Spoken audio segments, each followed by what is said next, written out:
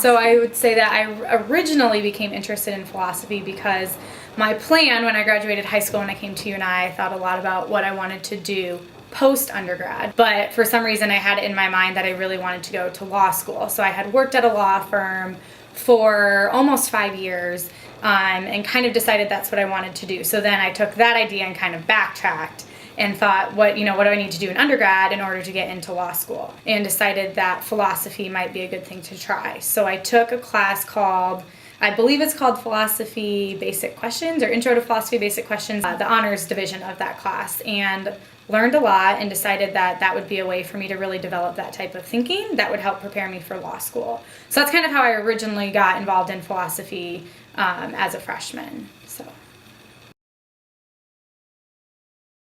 So my senior year, I kind of did a little bit more what I guess you could call soul searching, and decided that I didn't want to go to law school just for the sake of going to law school. So I decided to kind of take a step back and analyze why it was I actually wanted to go to law school, and realized it was much more, I was much more driven towards policy that kind of came out of the law rather than learning the law itself. As my senior year, I decided that I wanted to get a little bit of what we call real world experience before jumping into grad school or law school.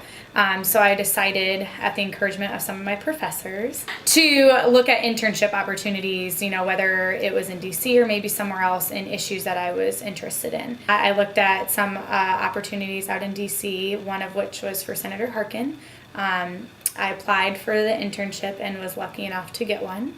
So in August, I packed up and I moved to DC, and I interned for the senator in a committee that he chairs called the Committee on Health, Education, Labor, and Pensions. And I started in the Health Policy Office, and then I switched to the Education Policy Office, which is where I am now.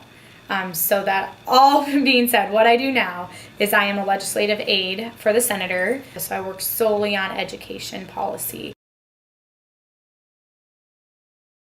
I think one of the main things that really helped with the philosophy degree or liberal arts degree, learning how to view things from different lenses, different perspectives, and learning how to really think through an issue or really think through a theory or, the way someone views a situation is something very useful and helpful that can be applied to many different types of jobs. Another thing I think I really gained from my philosophy major was learning how to write well and learning how to write different types of documents well, because a lot of the things we learn about in philosophy are huge ideas, and then whether it's a 3 to 5 page paper or a praxis summary of what the author was trying to say, I think being able to learn and hone those skills definitely helped what I'm doing now. So one thing I haven't touched on that I actually found incredibly useful in philosophy classes is a lot of class discussion.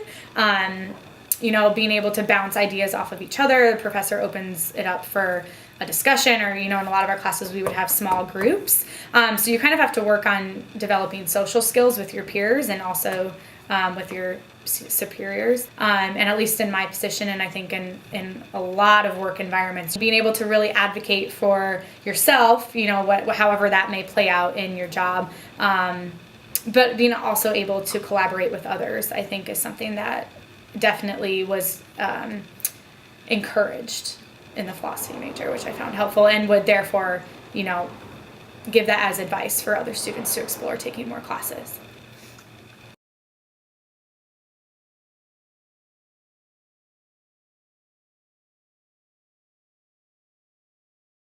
That's a good question. I think a great response to that would be to actually go back and look at the job description itself.